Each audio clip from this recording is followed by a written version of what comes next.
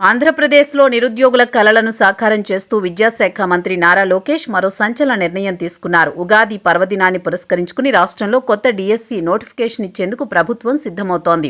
లోకేష్ దార్శనికతను, నిరుద్యోగుల పట్ల ఆయనకున్న నిబద్ధతను వరుస డిఎస్సీలు నిరూపిస్తున్నాయని నిరుద్యోగులు ప్రశంసిస్తున్నారు. నిరుద్యోగుల పక్షపాతిగా నారా లోకేష్ మార్క్ ఆంధ్రప్రదేశ్ యువతకు ఇచ్చిన హామీని నెరవేర్చడంలో మంత్రి లోకేష్ తనదైన వేగాన్ని ప్రదర్శిస్తున్నారు. అధికారం చేపట్టిన వెంటనే 16,347 పోస్టులతో మెగా డిఎస్సి ప్రక్రియ విజయవంతంగా పూర్తి చేయడమే కాక ఇప్పుడు ఉగాది పర్వదినం సందర్భంగా మరో కొత్త డిఎస్సి నోటిఫికేషన్కు ముహూర్తం ఖరారు చేశారు. ఏటా డిఎస్సి నిర్వహిస్తామన్న తన మాటను నిలబెట్టుకుంటూ నిరుద్యోగుల ఆశలు తీరుస్తున్నారు. నిరంతరం నియామకాలు కేవలం ప్రకటనలకే పరిమితం కాకుండా విద్యాశాఖలో ఖాళీల భర్తీపై లోకేష్ నిరంతర సమీక్షలు నిర్వహిస్తున్నారు. పదవీ విరమణలు, పదోన్నతుల ద్వారా ఏర్పడిన ఖాళీలను ఎప్పటికప్పుడు గుర్తిస్తూ విద్యా సంవత్సరం ప్రారంభానికి ముందే ఉపాధ్యాయులను బడుల్లోకి పంపాలనే పట్టుదలతో ఆయన ఉన్నారు. ఉగాది నాడు విడుదల కానున్న ఈ నోటిఫికేషన్ ద్వారా వేలాది మంది అభ్యర్థుల టీచర్ కళ నెరవేరబోతోంది. విద్యా వ్యవస్థలో విప్లవాత్మక మార్పులు నారా లోకేష్ కేవలం ఉద్యోగాల భర్తీపైనే కాకుండా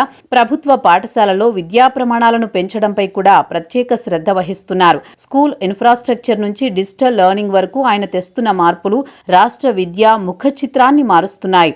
ఐటీ రంగంలో తనకున్న అనుభవాన్ని విద్యాశాఖకు జోడించి ఏపీని నాలెడ్జ్ హబ్గా మార్చే దిశగా ఆయన అడుగులు వేస్తున్నారు.